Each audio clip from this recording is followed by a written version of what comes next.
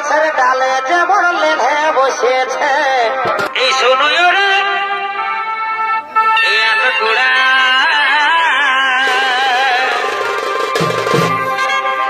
দুধে গুড়াইলে রে এই ঝুড়ি